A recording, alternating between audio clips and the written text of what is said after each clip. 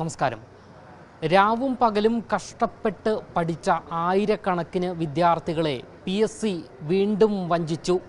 പാർട്ടിയുടെ കൊടി പിടിച്ചവർക്ക് കോളടിക്കുകയും ചെയ്തു. KSRTC PSC വഴി നിയമിക്കാൻ വേണ്ടിയിട്ടാണല്ലോ ഒരു PSC റാങ്ക് ലിസ്റ്റ് ഇവിടെ ഇഷ്യൂ ചെയ്ത് വെച്ചത്.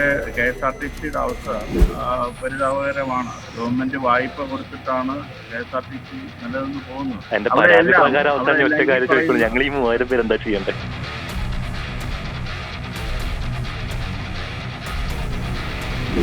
കാറ്റഗറി നമ്പർ 653 ബാർ 2021 പ്രകാരം കേരളത്തിലെ 10,000-കണക്കിന് ഉദ്യോഗാർത്ഥികൾ PSCയുടെ കുടക്കീഴിൽ കമ്പനി ബോർഡ് ജൂനിയർ അസിസ്റ്റന്റ് അല്ലെങ്കിൽ LD ക്ലാർക്ക് തസ്തികയിലേക്ക് 2021-22 വർഷത്തിൽ പരീക്ഷ എഴുതുന്നു.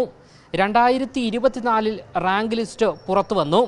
എന്നാൽ 1.5 വർഷത്തോളം പഠിച്ച് കാത്തിരുന്നിട്ടും മെയിൻ ലിസ്റ്റിൽ വന്ന 3000-ലധികം ഉദ്യോഗാർത്ഥികൾക്ക് ഇതുവരെയും ജോലി ലഭിച്ചിട്ടില്ല എന്നുള്ളതാണ് യാഥാർത്ഥ്യം.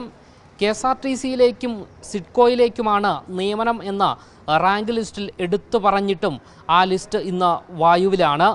ഈ 2 വർഷത്തിനിടയിൽ ഒരു വേക്കൻസി പോലും PSC റിപ്പോർട്ട് ചെയ്തിട്ടില്ല എന്നതും അത്ഭുതപ്പെടുത്തുന്ന കാര്യമാണ്.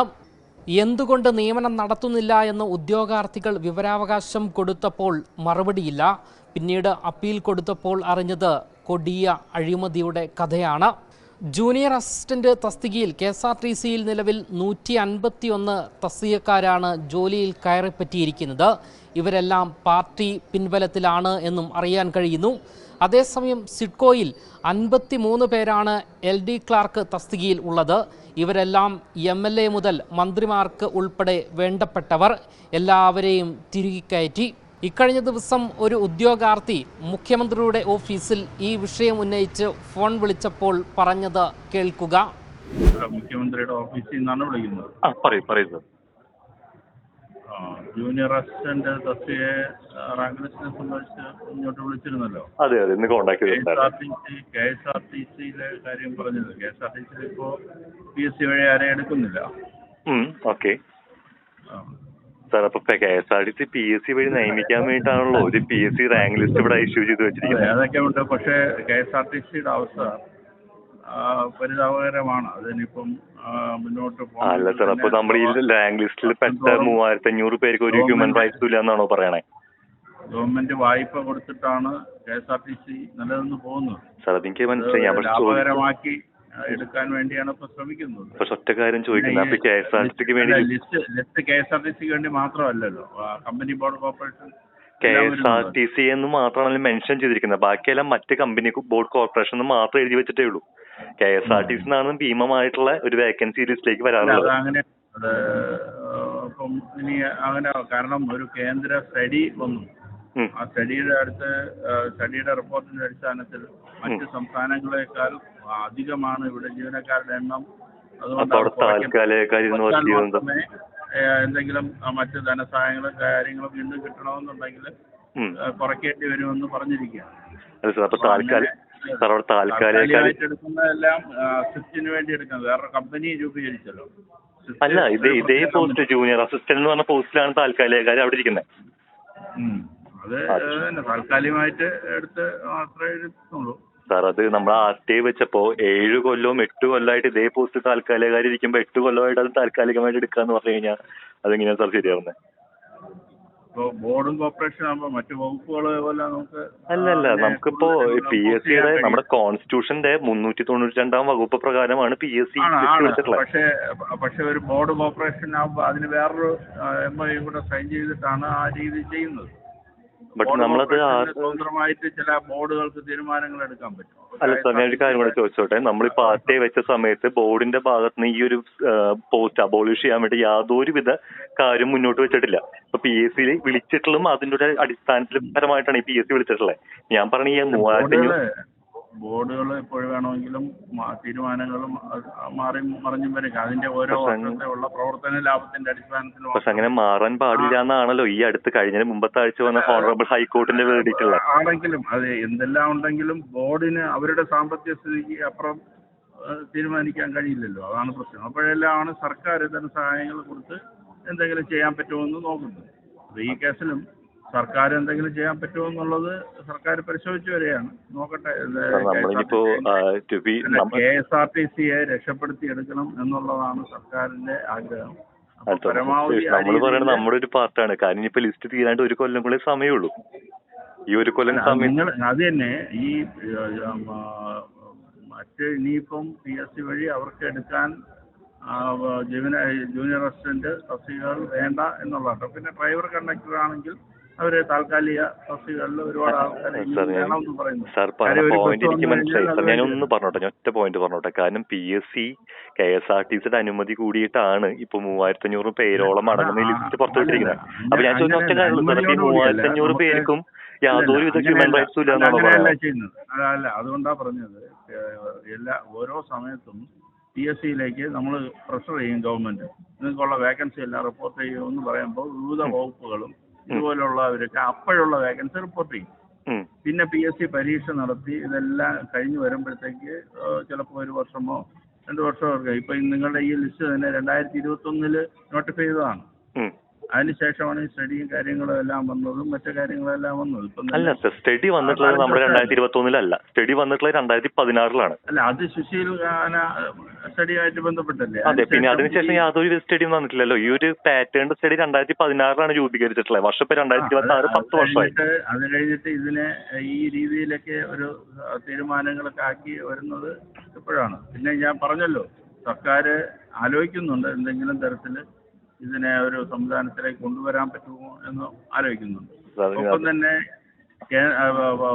ഈ പറഞ്ഞ താൽക്കാലിക ജീവനക്കാർ നേരത്തെ തന്നെ കുറെ പേര് അവിടെ ഉണ്ട്, വർഷങ്ങളായി നിൽക്കുന്നവരുണ്ട്.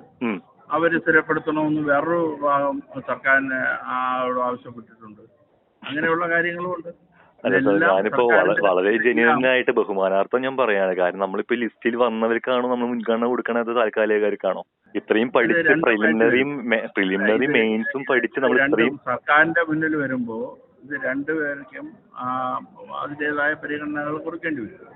ഓക്കെ, നമ്മളിപ്പോ ഇത്രയും പറഞ്ഞിട്ട് ഇപ്പൊ 7 കൊല്ലോ 6 കൊല്ലം ആയവർ അവിടെ നിന്ന് പറഞ്ഞു വിട്ട് നമുക്കൊരു വേക്കൻസി അവിടെ തരാതെ 10 കൊല്ലം തയ്ക്കാന്ന് പറയണേ. PSC ലിസ്റ്റ് എന്ന് പറയുന്നത് ഈ പറയുന്ന KSRTCക്ക് വേണ്ടി മാത്രമുള്ളതല്ല, മറ്റു വകുപ്പുകളെല്ലാം കൂടെ ചേർത്തുള്ളതാണ്. അല്ല സാർ, അതാണ് ഞാൻ വീണ്ടും പറഞ്ഞത്. KSRTCയുടെ പേരിൽ ഇറങ്ങിയ ലിസ്റ്റാണ് ഇത്. KSRTC ജൂനിയർ അസിസ്റ്റന്റ് എന്നാണ് ഈ ലിസ്റ്റിന്റെ പേര്. അങ്ങനെ അല്ലല്ല, ജൂനിയർ അസിസ്റ്റന്റ് KSRTC ഇങ്ങനെ 1-2 വകുപ്പ് എക്സെട്ര എന്നാണ് പറഞ്ഞിരിക്കുന്നത്. അതെ, എക്സെട്ര. ബാക്കി ആരുടെയും പേര് മെൻഷൻ ചെയ്തിട്ടില്ല. എന്ന് പറഞ്ഞത് അത് ആയിക്കോട്ടെ എന്ന് പറഞ്ഞ് KSRTC മാത്രമേ ഉള്ളൂ എന്നില്ല.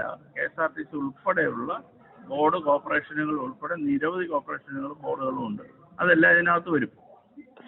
ഇപ്പം തന്നെ ഞാൻ അഡ്വൈസ് നടന്നുകൊടുക്കുന്നു. വേക്കൻസി റിപ്പോർട്ട് ചെയ്ത് ഈ 2 ദിവസം മുമ്പ് വേക്കൻസി ബോർഡിൽ നിന്ന് റിപ്പോർട്ട് ചെയ്തിട്ടുണ്ട്.